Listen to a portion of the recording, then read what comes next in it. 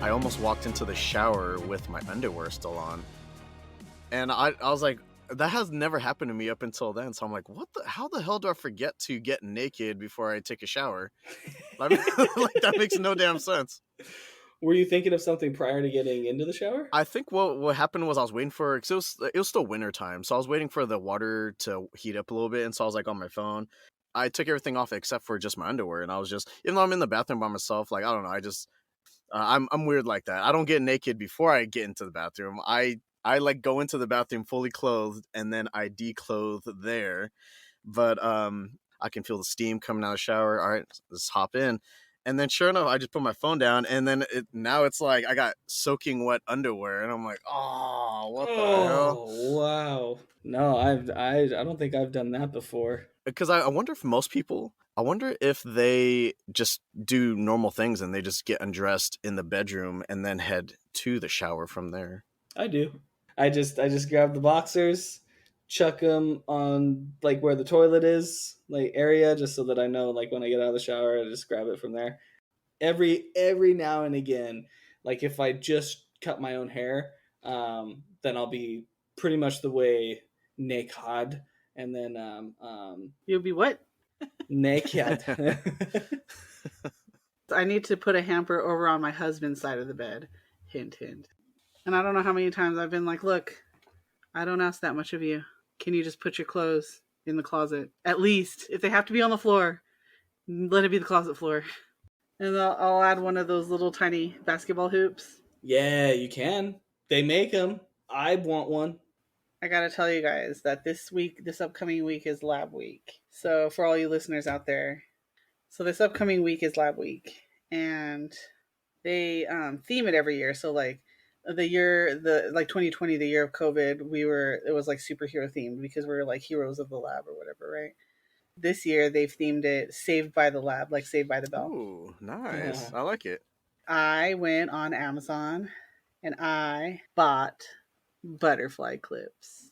Ooh. Damn. I'm gonna do the little like twisties that go back like this, and then put the little clips, and then the two little string bangs. Taking it way back. Yeah. Okay. You know what I'm talking about. Can't forget those like rubber band bracelets. What about scrunchies? Scrunchies. I remember when I was in 6th grade, it was a thing. So this was like what, 1990, I don't know, 6 or 7 or something like that. Sounds about right. It was a thing to put your hair in like a bun and then see basically how many scrunchies you could put on it. The more scrunchies you could fit on that bun, the cooler you were, pretty much. I don't think I've ever seen that. That's crazy. I think it was like for a friend of mine's church. They had a roller skating party at a skating rink. I miss those. I know. I almost want to just have like a good long conversation just about skating parties because, man, those are so awesome back in the day. Weren't they? Thank you. No one understands but me. I like to talk about them because they died by the time I got to like middle school. For 6th grade, I asked Mom, all I wanted for my birthday was to be able to go to the skating parties. That was all I wanted. Like that was my birthday present that year, 6th grade. So I kind of remember having a birthday party where we had a skating party over at Fiesta Village because they have an outdoor one. I just remember my cousin, he was like my same age and he was one of my favorite cousins, right? Like at the time, we didn't even make it out to the damn rink, and this fool straight goes whoop and hits his head. Oh. And like for like an hour, he's like woo, and just like ruins it for majority of us because everyone's like, oh, Jeffrey's hurt, no one can go on the skating rink because we're looking after Jeffrey. And I was just like, God, I wanna go skate. I've got my blades on, and oh my gosh, it was so stupid. And then he was fine, nothing happened. He didn't have a cracked skull, nothing. We then finally get out there. And I just remember us like racing each other and me crashing into the wall. Super, super fun. Skating parties were great. How you doing, everybody? Welcome to Aflixionados podcast, episode 24. My name is Eric, and the other voices occupying your head this time are a proud mother of 3, lab geek, somebody's sister and co-host, Stephanie. Woo! And special guest this time, a man who is always down to clown. He's a Rye guy, making his 2nd appearance on the show, Ryan. Yo, what's up? Thank you to all the listeners out there for joining us. The show's available on Spotify, Apple Podcasts, Google Podcasts, Overcast, Pocket Cast, Castro, Castbox, whatever other streaming services are out there. Pretty much everything. I've said it before and I'll say it again. You're making this shit up. And we are on YouTube as well at Aflixionados Podcast, so go check us out there. New episodes drop on the first Saturday of each month, 5 a.m. Pacific. This is a monthly podcast where we primarily talk about films that range from mind-numbing to mind-blowing. We also cover TV shows and other forms of media. Of course, we will be getting into spoilers here, and there will be only the healthiest amount of expletives tossed in. You have been warned. If you ain't ready, then get ready, because in this episode, we will be discussing the animated slapstick Disney comedy The Emperor's New Groove, released in 2000, directed by Mark Dindal. Yeah. What's cool about this episode is that I straight up went to Steph and said, hey, I don't really have anything planned, so just choose anything and then we'll cover it. And this topic was chosen by Steph. Steph, what is it about this movie that you like so much? What is your history with this movie? I saw that movie. I don't think I saw it in the theater, but I saw it not long after it came out. Or it might have been a couple years after it came out. I actually don't remember. But it's freaking hilarious. I've always thought it was hilarious from the get-go. It is kind of a black sheep from the rest of the Disney movies around that time, like the 90s, because Definitely, they all had that very cookie-cutter storyline, but this one is a lot different from the rest of them. Funny thing is that's actually one of the things that caused it to turn into what it is. If that makes sense. Mm-hmm. I have a lot of social media posts thought up for this one. Ooh, nice. And one of them is this article that I read that was a transcript of an interview done with a lot of the cast and crew of this movie, and they talk about how it was supposed to be one of those. It was supposed to be another Lion King, essentially. They wanted it to be epic. They wanted it to be serious. They wanted it to be a musical with Sting actually writing all the music for it. So would you consider this like the next Lion King, or you wouldn't say it really reached that point? Heck no, but it was supposed to be is the thing. And it's funny because when you read the article about it, one of the things they talk about is how, eventually turned into what it is. Sting was so disappointed that he didn't have characters singing his songs that he wrote and, things like that. Like, he wanted to be like on Elton John level with like the Circle of Life and stuff. I am kind of tired of that song though, to be honest. What? How could you be tired of that song? That song is the greatest song of all time. The most epic. Yeah. So it was supposed to be called Kingdom of the Sun, and it was supposed to be a little bit Prince and Pauper. So it had David Spade, and it was supposed to be Pacha was supposed to actually be played by Owen Wilson, and they're supposed to look alike, and they were supposed to swap places at some point. And then you have Yzma, who was supposed to she wanted to blot out the sun and cause eternal darkness, but also she wanted like eternal youth and beauty. And there's just like a lot of elements in there in this story, and it just kind of became confusing because you had Kuzco and Pacha switching places. You had Yzma trying to blot out the sun and trying to attain eternal youth and beauty. And then at some point there's an Incan myth where like the way that the sun came into existence is that someone roped a distant star and brought it close, and so that was supposed to come into play at some point. And I don't know if it was supposed to be like Kuzco or someone was supposed to try and figure out how to rope the sun and bring it, and it's supposed to be like this epic thing and whatnot. Kingdom of the Sun. It's sat in development for 4+ years, I want to say, and eventually they developed it. They did test screenings, and one day they did this. It was like as close to finish as it was pretty much going to get. And they did a test screening, and pretty much like everybody hated it. Oh, like immediately shit. after it was done, the head of everything was just like meeting room now kind of thing. Yeah, I heard it was supposed to be like a typical Disney romantic comedy. Yeah, there was supposed to be romance in there and whatnot. So they basically split the crew into two teams and was like, you guys come up with different ideas on how we're going to fix this kind of thing. Oh, so before you get into that, yeah, Mark Dindal wasn't originally going to be the director of this movie. No. It started out with Roger Allers, who, following the Yeah. success of The Lion King, like you said, that was his directorial debut. And I mean, it happens to be only the highest grossing traditionally animated movie of all time. You know, pretty big shoes to fill. That's crazy. Roger was on one of these teams, and he was trying to keep it what it was originally going to be, you know, this epic story. And the other team, they basically decided to change it into what eventually became Emperor's New Groove, right? They had some time, they came up with these ideas, and they came back together and they pitched them. And they're talking about in the interview that, you know, Roger pitched his idea of keeping it, you know, changing a few things, but more or less keeping it the same.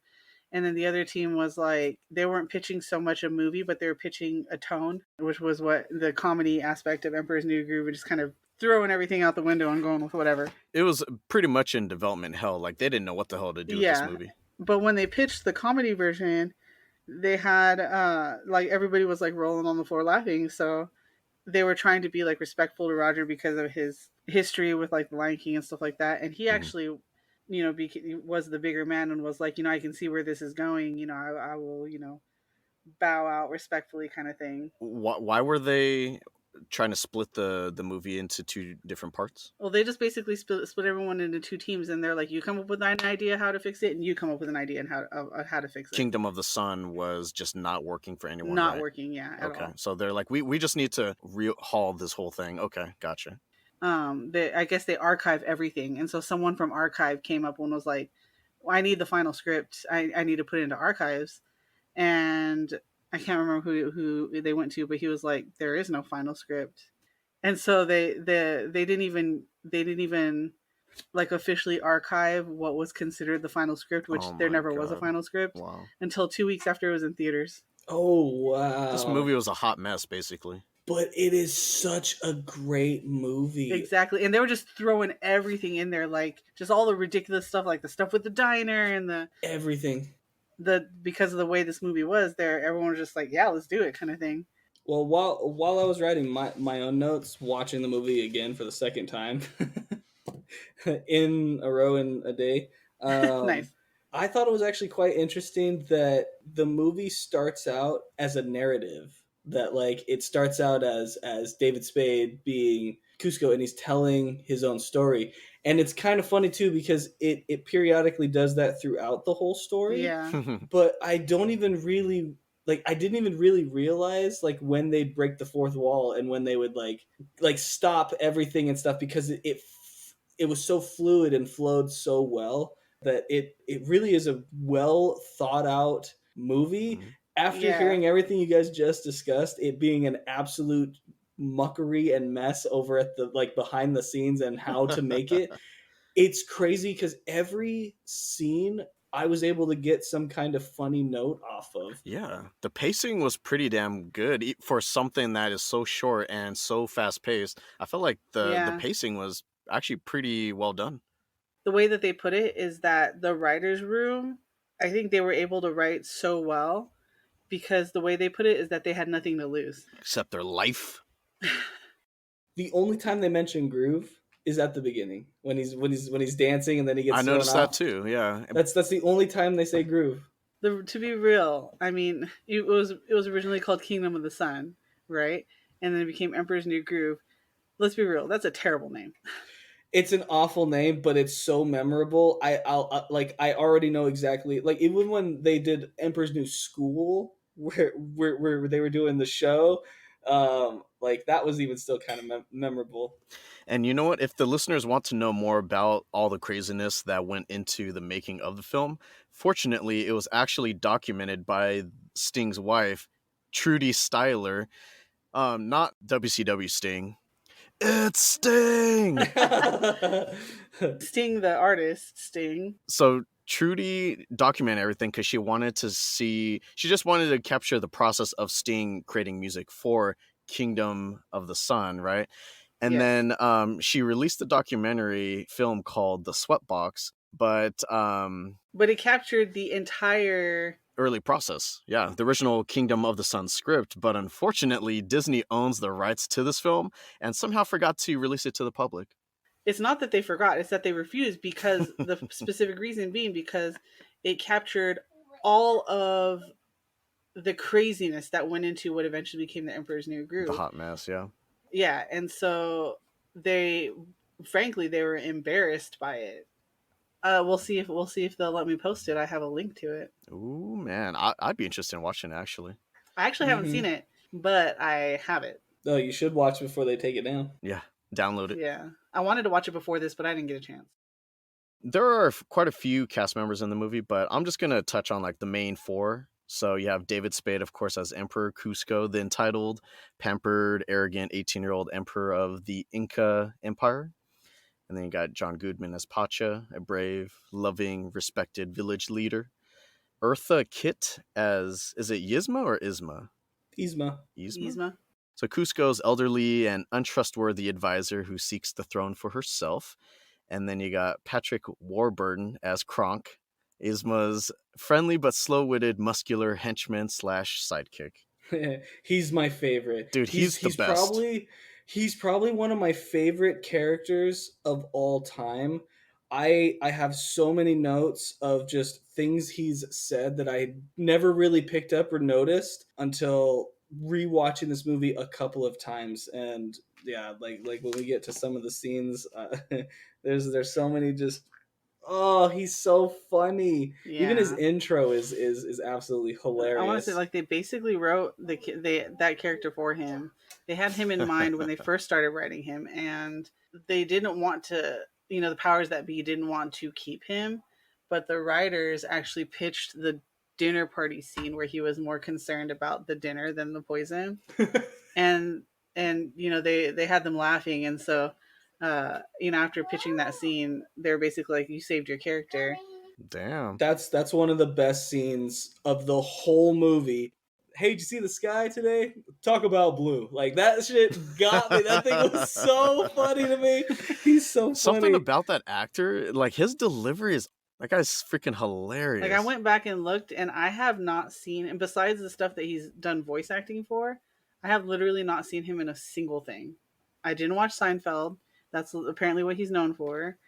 Early on, yeah, for I sure. haven't seen anything else he's in. What's the one that he's with his family? Like, he's with his family, and it's a live action show, sitcom. I have not seen it. It's kind of early 2000s. That makes sense. But yeah, no, it's him. That deep voice that he's known for, and he's also American Dad, right? I thought so. Huh. I'm not sure. Is he American Dad? We'll have to look. We'll look that up and come. Yeah, back to you. find it. So the movie, of course, just starts with the Incan Emperor Kuzco. Again, he's the rich, spoiled, self-centered emperor, and he has basically zero patience for the needs of anyone else, especially peasants.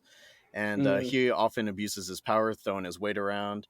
What were you guys thinking about the introduction? Because I feel like even David Spade's voice, kind of like you want to punch this guy in the face, and you also want to punch David Spade in the face. Yeah, that's how he's it's super supposed to be. douchey. The funny thing is that when David Spade first came on, he's like, "Oh, what kind of voice do you want me to do?" And they're like, "Just do your normal, annoying nasally voice." Kind of whiny a little bit. I love it. That just bench warmers, black sheep, just that annoying. Oh man, I love. He's the perfect person for this role. Yeah, because he's supposed to be freaking annoying. Yeah, and his delivery as well. Like the moment when he's talking to Yzma after he just saw her in his chair and stuff, and she's talking and stuff, he goes into his mind and he's looking her up and down. He's looking at her face. What is holding this lady together? Yeah, and then he ends on, "Oh my God, what's that? How long has that been there, dude?" That is one of the funniest lines. Yeah, yeah, and it's like super zoomed in on her teeth while she's talking. Awful. Man, what's holding this lady together? That stuff got me. Dude, he immediately right out the gate fires her, huh? Because she's like trying to sit in his throne and command people, and he comes in. He's like, "How many times have I told you not sit on my throne?" And Ship just fires her. We can't forget Tom Jones's intro song, written by Sting. True. Yeah. Oh, so that was supposed to be performed by Sting? I'm not sure if it was supposed to be, but it was definitely, like, all the music was written by Sting. The two songs in the whole What's movie. his name? Kuzco, no. So was that supposed to be Tom Jones, that character? That little like Yeah, that was supposed to be Tom Jones. They had Tom Jones sing it. Oh my He's god. supposed to be like Vegas style Tom Jones, which is I want to go through the movie again and just like note all the times that they step away from the timeline, you know? Like Vegas Tom Jones, The Groove. Breaking But the I fourth love when wall. they had all the guards. You know how they're all painted like half blue, half red, right? Mhm. And they're all river dancing. Mm. But they're not even all perfectly in time. I don't know if you noticed that. No. Like they're not No. all perfectly in sync. That must have been harder to animate too. Yeah, it must have been. Yeah. Especially because a lot of that time was hand drawn, right? It wasn't yet digitally or digital ink. Maybe it was digital ink. I'm not too sure. Because 2000, I feel like that's kind of the turn of when they started hitting digital ink. Pixar was barely starting to catch the world by storm. Still the 90s. Toy Story wasn't it 96 or whatever? Yeah, but this has been in production that entire time. So Pixar came out and released this banger of a movie, and so now people are like, okay, well, that's an option now. It doesn't have to be hand drawn. We can go computer animation now. It's true. Yeah, Wild. It doesn't look as bad as claymation does. And like how we were talking about before, they were trying to use Lion King as a template because everything after that has been a moderate success. There haven't even been these huge successes. They haven't been able to recapture that. So the ones that came out around this time were, I think Tarzan was one of them, Hunchback of Notre Dame, and none of those really pulled in the same numbers. Hercules, yeah. Don't forget Hercules. That's one of my favorites. We got to talk about that one day. I know. I love that movie. Yeah. All those pretty much pulled in around the same, and because this movie had been in production for so long, this was actually like twice as expensive as all those movies, and it still pulled in about the same amount. So I think it only made a profit of like 60 mil or something like that. Wasn't really anything to write home about. Did you know that they hid a bunch of llamas in the movie? Oh, did they? Like little llama stuff all over the place. Where they drink all the poison and whatnot, and she throws hers in the plant, and the plant shrivels up. Well, in the next frame, it turns into a llama. What? She goes and she chucks it into the plant. It the like plant blacks turns up into and stuff. Yeah. That's so funny. That's cool. So that's and I didn't notice that until the second time that I like watched it. I was like, oh wait, that's kind of wild. Like that's a llama head, and so they kind of give you a little hints like what it's gonna be before he even drinks it. What was really cool about this movie was it wasn't one of those. Of course, it wasn't like a romance story, and it wasn't like an end of the world type of thing. In terms of the scope, it was relatively small. It only has to be around Kuzco, his empire, and then like the village outside of that. Other than that, it doesn't really have anything to do with anything else. The biggest thing that Kuzco wants to do is like build that summer resort, Kuzco-topia or whatever. Yeah, a birthday present to himself. That's when he tells Pacha, he's like, yeah, you guys need to bounce because I'm just going to demolish everything and put this lavish water slide or something at the very top of it. That one made me laugh when Pacha's talking to him and stuff, and he's like, when the light hits these mountains, like the hills just sing, and he's like, oh, okay, perfect. And I already knew what was going to happen. I don't know why it made me giggle, but I was just sitting there like, and here it comes. And he's like, oh, I just needed to know where I was going to put my pool. And he's like, huh? Pool? Just bam! Just this and then I noticed that like Pacha picks it up off the floor and starts putting it together, and then and he knocks it out of his hand. Yeah, it smacks it out of his hand, and like it like breaks again. And I don't know why I love the little animated little fine details of even seeing like the top kind of fall off and stuff as it goes out of frame. It was super satisfying, especially when they were eating too. That was really satisfying too. That was kind of crazy. And then him saying like, "Woohoo." Like, oh yeah, he's such a douchebag. Bye-bye. Yeah, it makes me so mad, and like it's on purpose. Like there were moments throughout the movie where I was just picturing David Spade. I'm like, man, fuck that guy. Yeah, he perfectly conveyed that just the uninterested, like I don't really care. Because when Pacha says, "Oh yeah, like we've been on the hilltop for 6 generations," and he mentions that and stuff, and like Kuzco's like, "Aha, okay," and I care why. Yeah, okay. And you're not answering my question, right? Mm-hmm. So, yeah, it's such a good movie. It really is. So what was the point of like how you're mentioning the dinner scene? So what was the point of having the dinner scene to begin with? To Oh, deliver the poison. oh yeah, because Yzma at first thinks that she's gonna like turn him into a flea and put it in a box, in another box, another box, and send it to herself. And that whole scene where she's like, "I'd smash it with a hammer!" Like it's brilliant, brilliant, brilliant. And then she like smacks a piece, like a thing of poison, which will then fall into plant. Plant dies, and she's like, "Oh, or I could just poison him." She's making it harder on herself. She's like, I put that flea in a box, and I put that box in a box, and I put that box in a box, and then I'll smash it. This makes no sense. Yeah. Like, why? She just wants to draw it out, draw out the torture, I guess. Yeah. But you know what, though? Have you ever tried to crush a flea? Those things are invincible. You try to just like squeeze it in between your fingers or something. My dog had fleas, and I can agree. My dog also had a tick as well, and those things are pretty hard to get off. Oh man, how do you get those off? Well, when I was a kid, I used a thumbtack and a lighter. So you like stick the thumbtack or a needle through their butt, and then you light their butt on fire, and then they apparently let go. Through the ass. It's always through the Through ass. the ass. Yeah, it's always through the ass. What did you think about the scene where Yzma and Kronk go on the roller coaster? I hate roller coasters, but that was a funny ass scene. I loved this whole bit of like to the lair, you know, and like so he Yeah. pulls the lever and then she just falls. Why do we even have that lever? Wrong lever! Dude, I literally wrote that down in my notes. How many times have they gone into this evil lair or whatever? And like he probably still forgets like, oh shit, it's the right one, not the left one. My bad. Yeah. Like, but even her asking, like, why do we even have that one? It's like, Hey, you never know. I think they actually use it. It actually comes in handy at one point. it foreshadows for the future, doesn't it? Yeah. I thought it was funny when they went on the roller coaster and Kronk goes, Yzma, put your hands in the air. Dude, he's so stupid and funny at the same time when he talks. Everything he says was so funny. It even like dresses them. As soon as they get ejected, they get like dressed in the air into like their evil like scientist outfits or something. Yeah. Oh my gosh. What else did you think of that like layer? Like, did you think it was rather like satisfying, like seeing like the tubes and the pink? I've always liked that for some reason. Like I've always liked the whole laboratory setup and like this whole like alchemist situation going on. You're basically like mixing all these like potions and whatnot. So it kind of shows you that Yzma's not an idiot, at least not completely. Right. You know, she's not on the level of Kronk, but she can like mix all these poisons and whatever potions and whatnot.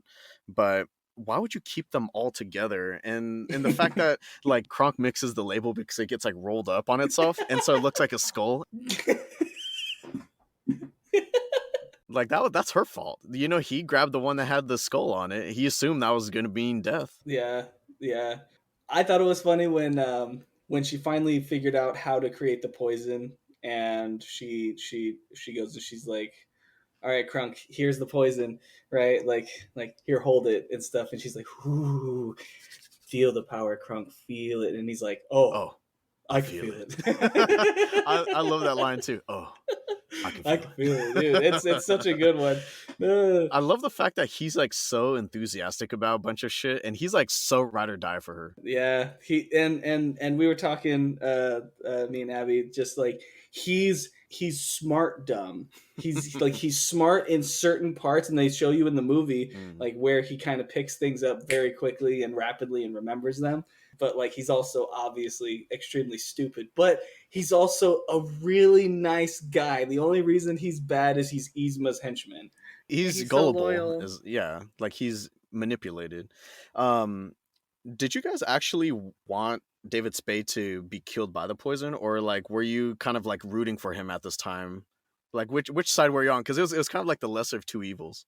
Man, like it's hard because since I knew how the story was gonna go, like everyone knows he gets turned into a llama. Yeah, and it's like I wanted to just really look at how he got turned into the llama and each individual thing, and from him knocking out like delicious. And they're like, cool, we did it. And then he just snaps back up like, anyway. Like, anyway, what were we talking about?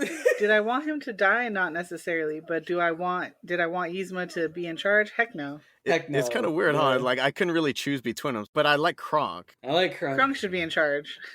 He was tasked with taking care of Kuzco because he starts like popping into like certain limbs start turning into like llama parts, and so that's when she's like oh, bash him in the head. Yeah, and he's like, more broccoli. Oh my gosh. Yeah, even down to when he knocks him out and she's even like, brilliant, wonderful, Kronk. And he's like, oh, it's fine. I'll give you the recipe. That shit killed me for the spinach puffs. Everybody loves Kronk, and I love Kronk too, don't get me wrong, but I have to give a shout out to Eartha Kitt as Yzma, because she freaking kills that. She did, yeah, no, she really did. Yeah, I don't think I was ever at any point in the movie like hating her character or the voice actress or anything like that. Like, she has like annoying voice, but it's perfect for this role, and I felt like she did such a great job. Like, her and Kronk are kind of like a duo that you just love to hate on, and you like to watch like these unfortunate events happen to them. Man, Emperor's New Groove, like I just know if I want to laugh, I'll throw that on. Yeah, I'm glad that they did it, even though it wasn't a big success or anything like that. I am glad that they decided to at least step away from that mold, because obviously people were getting tired of the same old crap over and over again. Pocahontas, Hunchback of Notre Dame, they didn't do as good. So why would you just keep doing the same thing, hoping that, people will like this now all of a sudden? I loved both of those that you just said. You know what I mean? Even though they didn't do well. I didn't realize they didn't do that well until I read about it, but apparently Disney considered those like just flops, mild successes. That's not where they wanted to be. They wanted that Lion King money. That's what they really wanted. I see. Well, I think they were aiming for that every time, but they just kept doing it over and over and over until they killed it. Yeah, I mean, you can't have another Lion King. There's something about that. They wanted to like explore other cultures and stuff. That's why they just kept doing the same thing over and over, but in different cultures.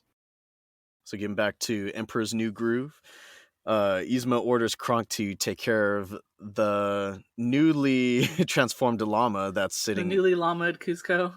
Newly llamaed. But Kronk can't go through with the killing, so what does he end up doing? He's trying to figure out what to do with it. You know when Kronk's doing his own little theme song, did you know that Patrick, the voice actor, that's his own song. He did that himself, and it's not in the actual theme or the soundtrack. It's his own thing. He just came up with it off the top of his head. Right on the spot. It. So when Kronk's kind of like creeping through the back alleys and stuff, it reminded me very much of Ace Ventura. This is the aspect that Brenda hates about those movies, is like every minor task is like over the top. So he's supposed to walk up to this door, but instead of doing that, he like steps over the railing and he like scoots across, and he's like and then he like steps over like one leg at a time, and he like scoots some more, and like, why don't you just fucking walk into the door? Like, Brenda could not stand that. I love that part. That's a favorite scene of mine, because I used to do stuff like that where it's like an obstacle course. You're like, it's me. I mean, the floor is lava, you know what I mean? The floor is lava, and the door frame or the door, like whatever is past that door is not lava. So you got to get to that door however you can. And I've even done stuff where you do your like fingertips on like the top molding of the door to try and get over and fall. Oh yeah, I can totally see that. When Kronk throws Kuzco in the water and the angel and devil pop up, that scene always gets me. I love those. I don't know why. I love when he's like, rule number 2. And he goes and does a handstand. He's like, ha, ha, ha. And he's like, what does that have to do with it? No. Wait. He's got a point. He's got a point. He's doing like that one-handed push-up thing. Yeah. No. He's got a point. I love that. That whole scene is so good. And then that's when he finally decides to save Kuzco. And that's when it does the whole zoom out. Learn. You hear David Spade again, and then there's that like narrative part. So this movie has got like a lot going on. It's like it's a narrative, breaks the fourth wall throughout the movie, but then it's also funny. But then there's also this adventure between two perfect strangers that at the time hate each other. Yeah, it almost has like this buddy cop type of feel to it. First they hate each other and then they learn to like each other and that whole They trope. call it a buddy comedy. Yeah, pretty much. So what Pacha doesn't realize is that when he's walking home, the bag that Kronk had Kuzco in falls down the stairs and lands on that cart. And then Kronk somehow loses them, so he's just like, "Oh, I hope that doesn't come back to bite me." Dude, that seems funny too. Dude. And so he actually comes to Cusco, and he doesn't realize that he's a llama. So he's just like, "Wait, I know you. You're the one that was asking about something back at the kingdom, and now you kidnapped me." Yeah, he starts flipping out, and he does soon realize that he is a llama, right? Like once he like sees his hands and they're like hooves. Pacha has to convince him because he's like, "I'm not a llama. What are you talking about?" And then finally, Pacha's like, "Go like this." Go whatever. Yeah. And then he goes and he looks at the water and he's like, "Ah, my beautiful face." Llama face, dude. That part gets me too. In llama form, he's like not even really worrying about that. He's just like, "I need you to take me back to the kingdom now." Pacha makes the conscious decision to actually stand up to Cusco, so that he just storms off and decides, I don't need you after all. I'm just going to go back to the village on my own. And it doesn't really work out well for him. Dude, the forest scene when they depict that right out the gate, like the bug, where it's like, help me! It gets eaten and it goes, too late. Yeah. What's the deal with that squirrel? Like, I didn't really get that. The whole like, and he's like offering that like acorn or something to him, and he was just trying to be nice. I guess, yeah. Like I was thinking the same thing. I was like, why is he being so nice? It doesn't make sense out in just a random jungle. I feel like he kept testing people, because doesn't he do that again to like Kronk and Yzma later on? Like he like offers them the acorn, and Yzma's like, "Get out of my face." He's almost like the liaison for the rest of the forest. So if you wrong him, Right. then like the rest of the forest comes after you. Oh, that's a good way to think of it. That's that true. makes sense. It was cute though, that little squirrel. Of course. I'm always down for squirrels. Like even when he like pops the balloon. He's like, eh? And he's like, don't do it, don't do it. I'm gonna do it. Boom. That pop, really loud. And it didn't even wake up the jaguars. Like, not even phased. Yeah, it was David Spade's annoying voice that woke him up. Yeah, just like Disney to set us up for that. Ha! And then Pacha freaking comes in like Tarzan. Was this before or after Tarzan? Oh, I want to say it was after. I wonder if this was like a throwback to Tarzan. Well, because the success of Tarzan was one of the movies that they wanted to emulate. Why Sting wanted to do all the music, like Phil Collins did all the music for Tarzan. Tarzan came out at 99. Oh, so the year before, like right before. Too bad Steph hates that movie. No! Yeah, too bad. You're not invited. No. Oh, please, I love that movie. First of all, Phil Collins and all the music. Oh. Second of all, he did a song with NSYNC. Wait, what? He did? He did a song with NSYNC for that movie. For that movie? They were in that movie? Yeah, kind of. They were in the soundtrack. But you know the camping scene where they're destroying the trash in the camp? The song is called Trash in the Camp. Was that where they're drumming on a bunch of stuff? Yeah, and it was actually Rosie O'Donnell who sings it in the movie, but they have a version on the soundtrack with Phil Collins and NSYNC. So they weren't actually in the movie then? No. Okay, gotcha. And Phil Collins did the majority of the music for that one, huh? He did all the music for it. Oh, man. All the songs save for Trash in the Camp are him. No wonder I freaking love that movie so much. I love Phil Collins. Yeah, it's kind of weird that they decided to deviate from that typical mold too. So instead of having the characters sing, it's almost like you just have a bunch of musical parts in the background, right? It's interesting. You have Tom Jones at the beginning. What's his name? Cusco. Dude. Oh. It's so iconic. He doesn't really like dance again for the rest of the movie, huh? Because isn't that the whole thing? It was like the title is referencing the fact that he just likes to like dance around his kingdom, and you don't want to get in his way. Yeah, or he'll throw you out the window. After that, they don't ever talk about it, don't revisit it. It's not like he's like, how am I supposed to dance in this llama form, you know? I definitely think it's referencing his transformation. But you know what's funny is the fact that they threw in him just dancing in the beginning, saying you threw off my groove. That in and of itself, I'm pretty sure legally could just be like, well, that we mentioned it, so that's why it's in the title. Like even if they don't do anything else with it, It's like, well, we mentioned it, so it's in the title. But yeah, like he doesn't dance. Brenda has this pet peeve where she hates when they say the title of the movie. Like obviously if it's a name you have to, but if it's like a phrase, she hates when they say that in the movie. So I mean, you know, they don't ever say Emperor's New Groove in the movie, but it's like the whole like Yeah. mentioning of the groove. Yeah. Beware the groove. Beware the groove. And then like in Back to the Future, it's like we've gone back to the future, you know, like stuff like that. I see. Yeah. I have a similar thing where I hate it when songs reference themselves. Like you're singing, but you know that this is a song that you're singing. Yeah, like when the song says like, "Oh, this song's for you" or something like that, you know? Oh, interesting. Okay. Like when the song references itself. Oh, I see. And it kind of pulls you out of the immersion of the singer. Yeah. Yeah, but it's like it's in their actual song. Yeah. Uh-huh. Yeah. Where'd we leave off? He comes in like Tarzan, tries to save him. Then they get wrapped around the tree. It breaks off, they land in the river, and then they have like that waterfall line. I freaking love that line. Oh, the He's like, "Let me guess. Big waterfall? sharp rocks at the bottom. Most likely. Bring it on." Bring it on. Bring it on. Booyah! Dude, so funny. This is what I'm confused about. Does Pacha actually give him CPR and they skip the whole breathing part? Or is he about to and then he wakes up? Definitely about to. That's what I got to. Yeah. Then they like get all grossed out, but like from the looks of it, it's not that close. Kuzco's just being his usual dramatic self. But they're both grossed out. Yeah, I think they kind of play on like the homophobia of like two dudes like getting close to making out type of thing. They're like, oh, that's disgusting. We made eye contact, so that makes it weird. Yeah. That makes it weird. Don't look at me while you do that. I feel like dudes were so much more homophobic back then.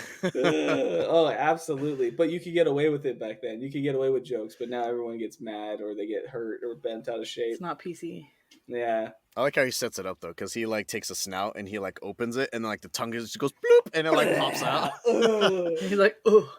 It was funny that Krunk, when like they're like mourning over him in the next scene, because he was supposed to be dead, and they're mourning him, and Krunk is crying profusely, and I didn't really notice this, but under his breath, he literally goes, "He never had a chance." It's like he forgot that he's like working against him or something. Yeah. That's when Yzma reminds him like, party's over. Back to work. Yeah. Party's over. They go straight into just like getting rid of stuff and getting on just on to life. her silhouette on everything. So she basically just like takes over immediately. Yeah, immediately, no hesitation. Because in the beginning of the movie, right, like they say something about, or she says something about once he's dead, then with no heir to the throne, she would be the ruler because she's like the Next she in was charge. the advisor, and nobody knows. And she mentions nobody knows that I've been fired except for you, me, and Kuzco. Right. Mm-hmm. Isn't that kind of crazy? He is dead, right? Yeah, he's dead, right? That scene is funny too because when she's figuring out that he's not dead, and Krunk is like feeling nervous, and he's like, "Oh, the tailor's here," and he comes up and he's like, "Oh, it's really hard to find clothes because I'm a 66 long and a 31 waist." That's so freaking 31? Wow. Well, I mean, like you see how he's shaped. He's shaped like an upside down triangle, right? So it's like his shoulders and chest are so freaking burly. He always gets sidetracked, like he did with the dinner party. Yeah. He cares So more good. about the dinner. Even though that's like a front, he gives everything 100% every single time. Like that's just the way he apparently is. his thing that he's a good cook too, because he did the dinner party and then eventually they end up at the diner and he's cooking at the diner. Right. The diner scene is a good scene. Yeah. Like, oh man, when I was doing my notes, I forgot where that scene was. I just remember the scene so vividly, but I forgot where in the movie. I and know, it's actually they just pretty throw ways it in there. Yeah. Yeah, they do. It's like they've been going through this forest. I think Pacha's given him his poncho. Pacha gave it his poncho because he was cold. And then they just stumble across this middle of the forest diner. Yeah, this jungle diner. And that's after they've already like gone through the whole like falling down the whole cliff and all that. Didn't they also find out that Kronk had like a bunch of other skills? Eventually, Yzma learns that he's not dead, so they need to go look for him. They're gonna go track him down. So Kronk's like freaking like carrying a tent on his back, and That's great. we find out that he likes bird watching and he can speak to squirrels. Oh yeah, I did write that down. Exotic bird bingo is Yeah, what he's playing. Bird bingo. He was like a Boy Scout. Oh, and that's when that squirrel like offers a little acorn, and he's like, squeaky to squeak, squeak squeak. He like knows how to talk to it and everything. He tries to offer it to Yzma, and she's like, "Get out of my face," because she just fell in the mud. That's right. And then the squirrel runs to Kronk and, starts chittering to Kronk, and he's talking back, and Yzma's like, "Are you talking to that squirrel?" He's had a hard day. Eventually, apparently he had a run-in with a talking llama, and she's like, "What?" Huh? And he doesn't even realize. But I like how she's like trying to eavesdrop, and he's just like, can you back up? yeah. Could you back up a bit? He doesn't want to talk. And like the first bit is only like a few feet, and then the next bit is like a whole half mile. When they fell and almost fell into the alligators, what did you guys think of that whole like figuring out how to like teamwork up the whole cliff and stuff? I thought it was hilarious. My thought was like, what's gonna happen once they get halfway up? Because then it starts, separating completely apart. And so I was just trying to figure out like, how are they gonna get out of this?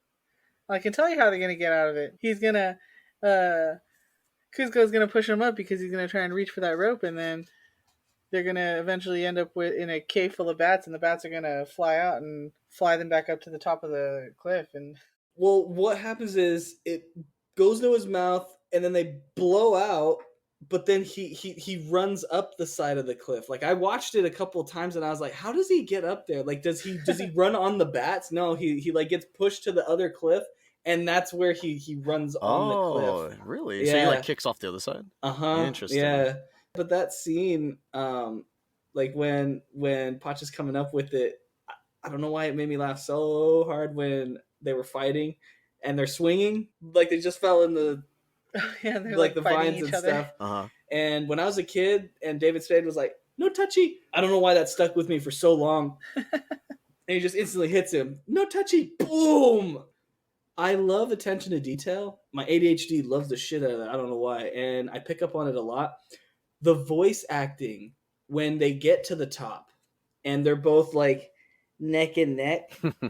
The voice acting changes. Like they actually do. Oh, what? Yeah, like if you pay attention to just like how their voice sounds while they're going up, he's saying right, left, right, left, right, left, and it's perfect. I mean, especially considering that they didn't actually record together ever. Oh, that's crazy! I didn't know that. Yeah, John Goodman actually mentions a thing about how hard it was because he was just delivering lines. And that was it. And he was like, I would have liked to have met Eartha Kitt.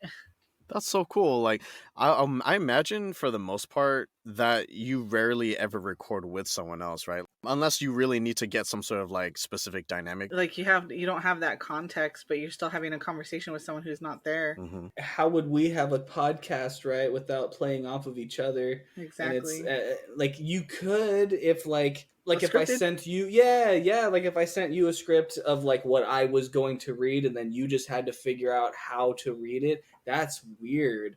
They did an amazing job. Still, Yeah. I can't say that enough. Knowing that fact. Yeah, I can't stress that enough. How it's much more enjoyable to record these when we can actually all see each other, as opposed to just staring at a black box that just says like your name in it. Yeah, like in our Zoom meetings at work.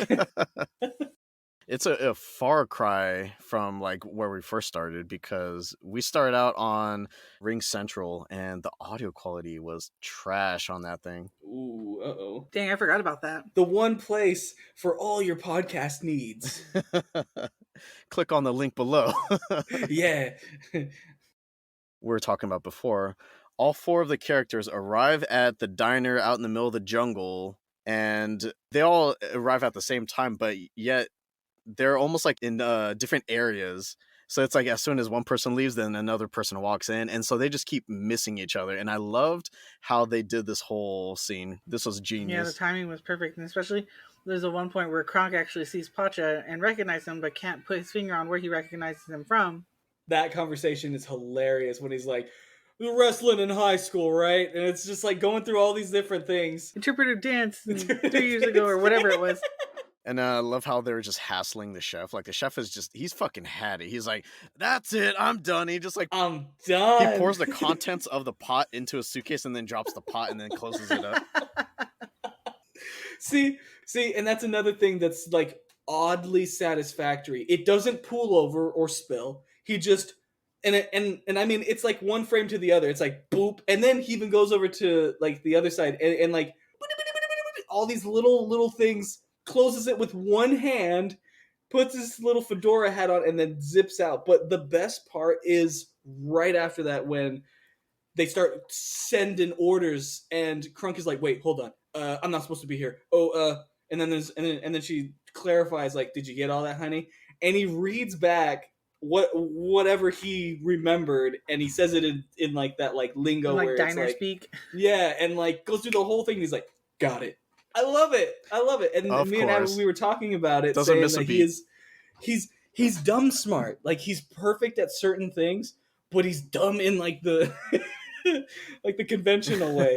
Yeah. Yzma and Kuzco keep walking in and like missing each other, and they just keep changing their orders. And he's like, got it, will do. Again, he doesn't miss a beat. Like he's so good. Until the very end where they keep saying cheese or no cheese on the potatoes, and then eventually they were like, they both, and he's like, make up your mind, because he doesn't realize they're two different people. Yeah, and that was what I was gonna ask. Like, does Kuzco sound like Yzma? Like, is that like you would have thought he would have figured out between the two? I think he's not registering it because he's just too busy. He's too busy. That's right. He's just taking the order. He's not paying attention to who's saying that. Okay, I get it now. Such great little details in this movie. It's awesome. I like how he almost had to put his foot down, and so they're like, okay, fine. And then so they like go back to the table, and there's that awkward scene, that like 10-second scene where one puts up the menu, and then like the other one puts it down, and then the other one puts it up. Yep. I think this restaurant scene may have been my favorite in the whole movie. I freaking loved everything about it. Yeah. Remember when they crack open the bug? The fact that they crack open the bug and the steam that comes out and he's grossed out, I can like smell it too. It's green. So it's awful looking. What the fuck were they eating? What is that? It was a roly-poly. Roly-polies, yeah. It was a giant roly-poly, and they stick a roly-polies. straw on it and it suck out the inside. So good. Pacha is trying to get the hell out of there, right? Because doesn't he recognize Kronk and Yzma first? And so he's like trying to warn. Well, he hears them talking about killing Kuzco, and he's like, "Oh shoot, That's it's them." right. See, that scene irritated me because Kuzco wasn't hearing him, but at the same time, Pacha did an absolute horrible job at explaining. It was like, "No, you don't understand. They're trying to kill you. I can't let you leave." And it's like this weird, crazy. Like he could have just been like, "I was eavesdropping on both of them literally right now, and I overheard them saying you and their plan and why you're even a llama to begin with. I heard it all, literally right behind me." Had he said it like that, Kuzco would have been like, Kuzco probably still would have been like, "Oh, you just want me to not go back." And, I guess like so, yeah, because that's just how it had to be. It had to be that way, and he was just stubborn, not hearing it. Stubborn, you're right, yeah. Like, shortly after, like, not even 10 minutes later, he was like, "No, Pacha, you're such a liar." And immediately he's like, "Oh, they're saying bad things." He was right. And then Pacha was fucking gone. He was out of there. Like, he just sprinted. He was like, "Screw this. Not my problem." Yeah. Yep. Which, how long did it take for them to get through the whole thing? Was it like a 4-day thing? Well, it's supposed to be, but I don't think it ended up taking that long. Man, the part where Kronk finally realizes where he saw Pacha, freaking love that scene. Oh, he wakes up and he's like, "That peasant didn't pay his check." Yeah, goes back to say, "Wait a second, that peasant didn't pay his check." But even when he's snoring and the little like his hat has like a little ball at the tip and it's like keeps on falling into his mouth and it gets blown up. And he has a tent over just his legs. Yeah, he has a tiny little tent over just his legs. Teeny tiny little tent. He's got a bear. What is this movie? Man, see, it just kept getting better. So their grand plan is to pretend like they're just long lost relatives or something, and they're gonna go visit Pacha. Like that. That's what they decided is the game plan to go with. Yeah, because he realizes that Pasha is the peasant whose cart Kuzco fell onto, and so he's like, well, if we go to the village, we'll find the peasant. If we find the peasant, we'll find Kuzco, and then we kill him. Yeah, but then his line is, "Oh yeah, it's all coming together." Dude, that line is so funny. He can say anything. It's just like the way he delivers the lines that makes it hilarious. Yeah, it's the deep voice, really. Like when you have a deep voice, you can and don't have a stutter like me. Like sometimes I'm trying to tell a freaking joke and I stutter and it ruins the joke. But if you can talk fast and you have a deep voice, excellent delivery. Excellent delivery. Yeah, so they go and try and say that they're relatives, and nobody's buying it. Oh no, we're just visiting from out of town. Yeah, no one freaking believes their story for a second. All that happening when she's getting interrogated by the wife, the pregnant wife, and It's hilarious. Crunk is over there with the kids Jump playing roping. 99 Monkeys. The only reason jump roping is in the movie is because they were doing like a ESPN. You know how ESPN is like in partnership with Disney, and they were doing a double dutch competition. And so they wanted to put jump roping in the movie just because ESPN was doing a double dutch competition. Wow. That's hilarious. And that's forever in there. I mean, like even when he does the double dutch thing with both kids, like that part is he's like, this super is funny my too. reverse double dutch or whatever it is. Yeah. And Yzma comes up, it's time. Okay. That's great. I thought it was funny that she dropped the cup and made a pregnant woman get it. Like that joke to me was so funny. So he's like taking forever. She's like, oh.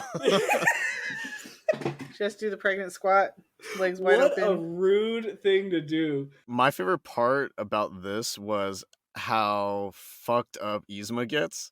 Kids, you ready? You know, they trap him in the closet, whatever, and then she's like, "Tell me where the talking llama is, and I'll burn your house down." And and I'll burn your house to the ground. And then they're like, "Huh? Don't you mean or I'll burn your house down?" Did you hear Crunk when she asks him to break the door down, and he goes, "Are you serious? This is handcrafted mahogany." I like how she's like, "I'll do it myself," and she gets fucked up because they open it and she gets like flipped inside out when she slams into the little half door or whatever with like the bottom open. Yeah, into a cart down the hill. They honey and feather her, and then she becomes a piñata. And they start beating her ass. And they're all just beating her, and she's like, "Croc, they're getting away!" Like even when she says "you brats," I don't know why the way that she says it. Stop it, you brats! Like it was kind of satisfactory. I was like, that's fun. I don't know why I like it, but it's fun. Great. She's great. She's so funny. So, you know, they go through their ridiculous route back to the kingdom, right? And they're like doing like loops and stuff. And that part kind of reminded me a little bit of Goofy movie, like how they take that stupid route. Following the map, Yeah.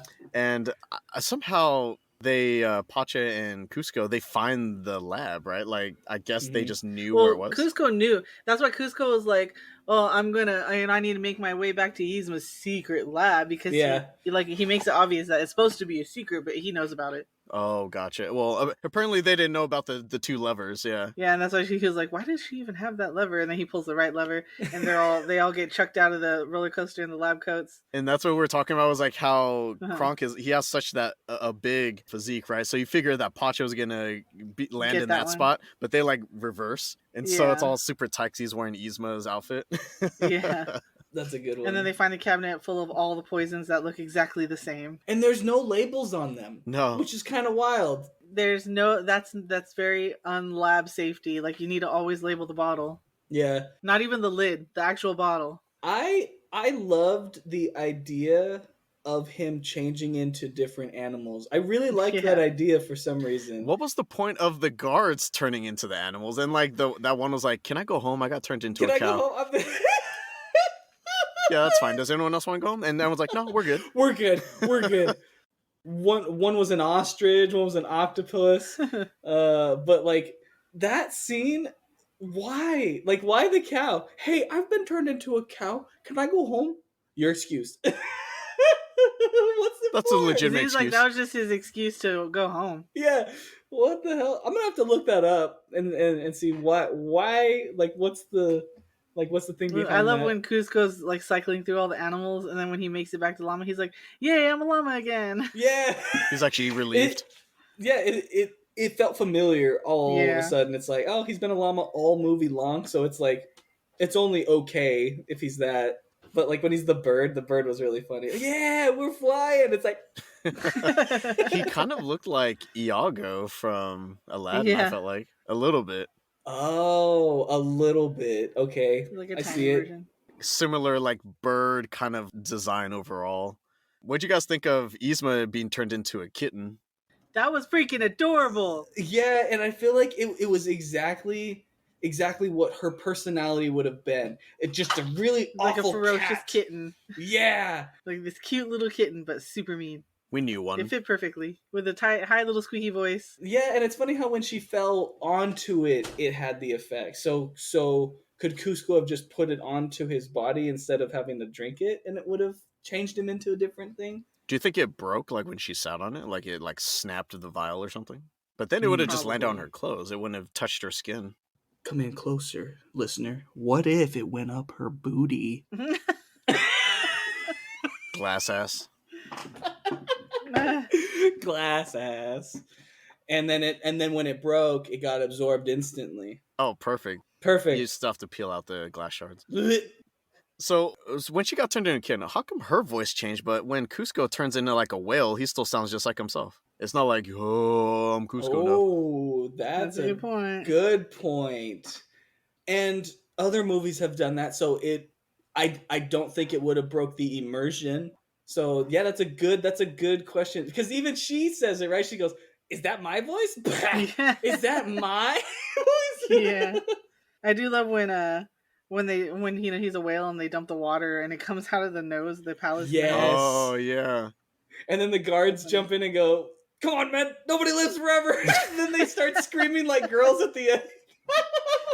Makes no sense. I like how over the top this is. Like, they have this giant pool drain thing, and it's like coming out of the nostrils. And there's no point to any of this stuff, but it's just funny to have. her even jumping down, and it looks like a little like strand, like a booger or something, right? Exactly. Just like dangling. Yeah. I wrote that down too. I was like, this is an iconic moment too, where she runs up the side, and it's like, Yeah. like there's no like back and forth. Like she runs up the side the first go. She's screaming the whole time. When you think about it, you kind of underestimate Yzma because she gets turned into a little cute kitten. But cats are kind of like the worst things to be turned into because they're so agile, and I mean, you know, they can claw your face up. So it's like they have like that built-in defense, right? So it's not like she got turned into a goldfish or something, but she got turned into something that can actually still whoop your ass, even though it's small. And she makes use of it as best she can. Here's a question for you, Eric. What if you could have chosen a different animal for her? Which one would you have gone with? Oh man, I don't even know what options she had available there. You had bears, you had tigers, lions, you know, the whole oh my. So it's like, oh yeah, that's true. I guess she had everything, really. Like crocodile, she could have been like a cheetah or panther. Yeah, they're trying to crawl up the side of that like temple face to get to that vial. So it's like you need something that can scale up walls. Maybe a goat. Wasn't it cute the way that like when she was trying to break the bottle and it was on purpose, like oh, she wasn't strong enough. Really light. Yeah, she wasn't strong enough. She's trying to pull off the little cork, and yeah, it wasn't having it. Sends it flying. Earlier when we were talking, and you had mentioned the trampoline scene. Now here we're at that part. Like I totally forgot about that scene. And I legitimately thought they were killing her off in one of the most fantastic ways possible. Straight all the way down to just nothing. But then, like, the way that they send her like twice. Like, they send her from jumping off, and then they send her from, I think, a different perspective, right? I think it's like Pacha's perspective, and she's fucking barreling down that way. There's nothing. She's just in free fall. Yeah, but when she hits the trampoline, that shit was hilarious. Doing shoots up like a rocket. Yeah, I mean, I thought the same thing when they killed that old man. I was like, they straight up just murdered this old guy right now. Yeah, right at the beginning. But then they show him later on, like trapped in like the banners or whatever. Yeah. Pacha saves him. The scene that I wrote down too was when Crunk comes back into the scene where he comes out of the, it's like an eyeball or maybe like a freckle or something of the face. and him saying, "What are the odds of that trapdoor leading me out here?" Like, what? It's like not even useful, other than that one part. Boom. Pretty much. Everything happens so perfectly, right? She's about to drink the vial, and then he just like That's right. slams it open and like crushes her. All his lines were amazing. Yeah. And I was telling Abby, like, I wish he spoke more, but at the same time, he spoke the perfect amount. We got enough of Kronk. Yeah. Kronk's New Groove or whatever. But is it a show or is it a movie? I think forget. it's a movie. Oh, I haven't seen it. But it's like, I feel like if you have the whole movie just be him doing his funny lines, it kind of takes away from the effect. Kronk, after seeing that movie now a couple times, it definitely brings me back to being a kid. I don't think they could ever do an Emperor's New Groove 2. No. Yeah, how would they do that? No, they couldn't recreate that same magic because all the circumstances that went into making this movie led to Emperor's New Groove. Mm-hmm. They can't recreate like trying to make this movie that's not working and having it switch to a comedy and being on a really strict time limit. It was almost accidental. Like they didn't intend for it to happen this way, but it just kind of worked out. Yeah, it really was accidental. It's crazy. It shouldn't have existed, is what I'm hearing. I think I've heard it called the movie that shouldn't have existed before. Wow, that's insane. That's crazy. This movie was really, really, really, really, really good. So I really appreciate you guys picking it. And, like I was saying, this movie's not very long because we're already at the end. Kuzco, he drinks the human vial. He turns back. He's been stuck as a kitten forever. Did you think that for a second he was going to kind of revert back to his little piece of shit self? Or were you like, oh, no, he's a changed person now? When I started seeing the change was after he realized the whole nobody's that heartless. After he just saves Pacha. Right. And that's when I started seeing the whole adventure starting to change him as a person. We're happy to see that he actually changed his mind about Kuzcotopia. And he still built something in that town, but he built like a little small hut that's kind of nearby so he can go visit. I think it's interesting how it wasn't even like he chose a different hill, yes, but he also didn't even go with the lavish, vacation home that it was going to be. Right. A little less materialistic. It's just like a little teeny, like a little pool house and a water slide, and that's it. Mm-hmm. And I think it was like a natural water slide too, just like a waterfall that they were using as a water slide, And did you like the way that it ended for Kronk and Yzma? Oh, yeah, him being like he becomes a scout leader, whatever. He's teaching squirrel to the kids, teaching them how to speak squirrel. Yeah, squeak the squeak, squeaking squeaker, and they show Yzma in there too. She's all pissed off. Like I like what you said that they left her as that. Like she probably never found the human thing again because all the vials were gone. The only one she had was that one. All the rest of them were animal. Theoretically, I think if she got back into the lab, she might be able to like recreate it on her own. It might take longer though. Maybe.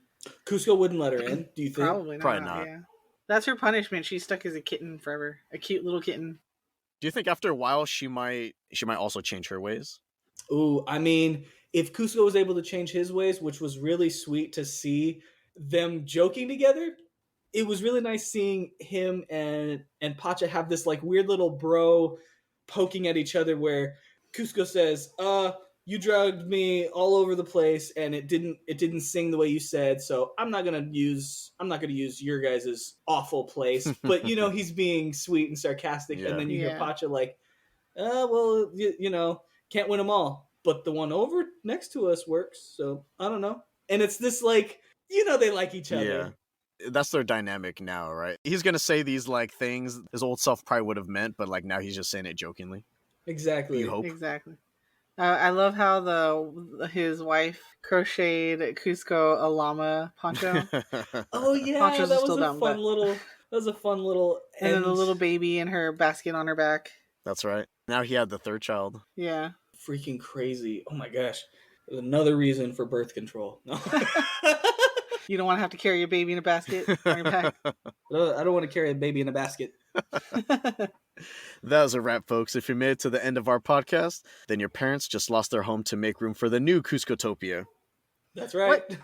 How come your little getting to the end rewards used to be good, and lately they've all been bad, dude? I want to do a compilation of them just to see what all I've said, because I think only some of them were actually nice. Any final thoughts or closing comments? Watch this movie. Love that movie. Yeah, watch this movie again and again and again. You'll see different Never gets things, old. little details. Yeah, it never gets old. I mean, I literally watched this movie right after finishing it again. And even Abby walked out of the room to do her makeup and she's like, I can't watch it again. I was like, I'm going to because it was Damn. funny. This movie is only like an hour and some change, so it Yeah. was very short. And It's an hour 20. did you feel like it was too short, or do you feel like it was the perfect length? It's perfect. I think it's perfect for the story length, like Yeah. from the beginning where you see this douchebag to the adventure where he's changing, but you're also seeing just all the little things that they're getting into, to then finally him noticing that he was in the wrong and doing right by it. So I think Yeah. it was actually a really cool flow, a really nice. If it was any longer, if it was a 2-hour movie, I would probably It get might lost. drag Because a little what bit else more. could you put another Yeah. 40 minutes into? Yeah, that was part of the argument, was that when they had the two scripts of the movie, I think Kingdom of the Sun or Kingdom in the Sun, I forget what it was called, Kingdom of the Sun, Kingdom right? of the Sun, I believe. I think it had more substance to it, but it wasn't going to be as fun as this one. And I think this one was just going to be like nonstop comedy, slapstick comedy. Aside from that brief slowness with like Pacha's family, them kind of like just hanging out at home, I thought that was a little slow, but everything else was just nonstop. Yeah. Agreed. Yeah, yeah. Looking over my notes and stuff, it like there was a lot going on. There was a lot of Yeah. dialogue that was really funny, and if you didn't catch it, it comes and goes. Mm-hmm.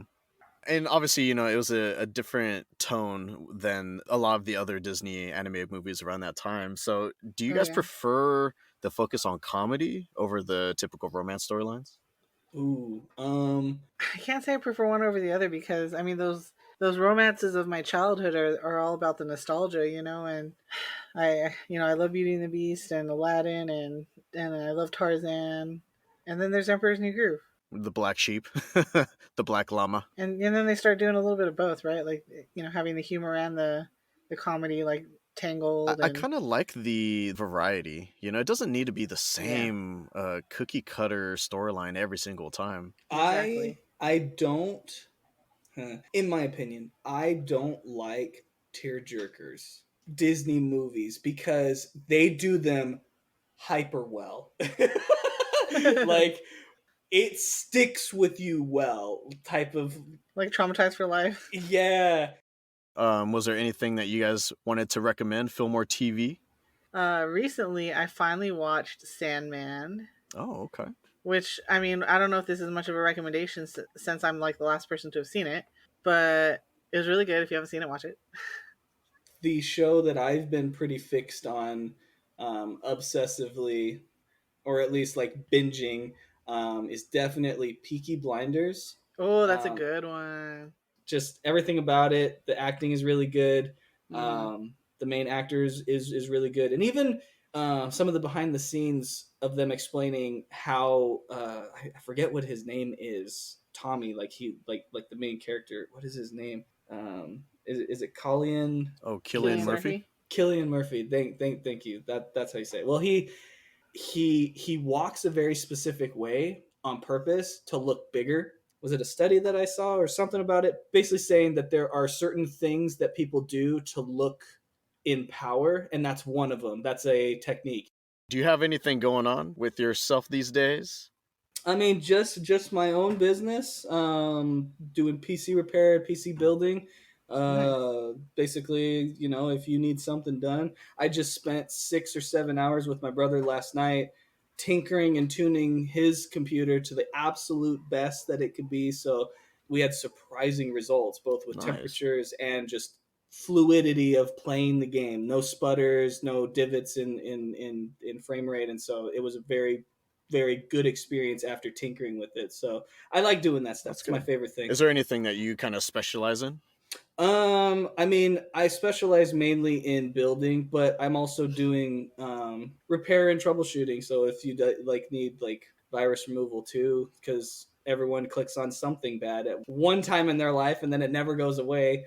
And I've seen those things enough to know which one shouldn't be there. How can they reach you? Oh, well, I have an Instagram, I have a Facebook, and I also have a website. It's called TobiiTechSolutions.com.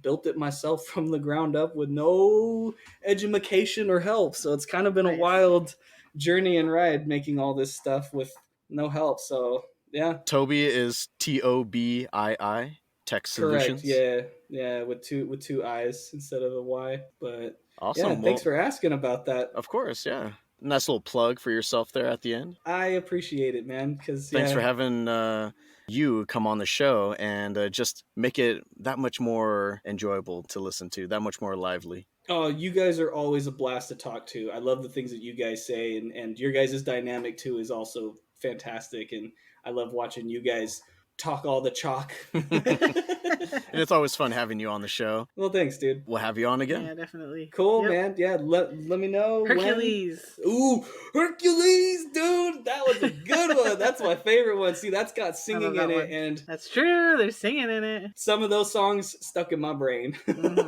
forever. I love that one too. Aflixionados podcast is available on all of those fancy streaming services you folks like to use. New episodes drop on the first Saturday of each month, 5 a.m. Pacific. If you enjoy our content, go ahead and leave us a nice review. It will be much appreciated. And go check out TobiiTech Solutions on socials or his website, www.TobiiTechSolutions.com. Thank you mucho to the listeners out there for joining Ryan, Stephanie, and I. This has been Aflixionados Podcast, episode 24, The Emperor's New Groove, and we'll see you all next time. Later. Boom, baby.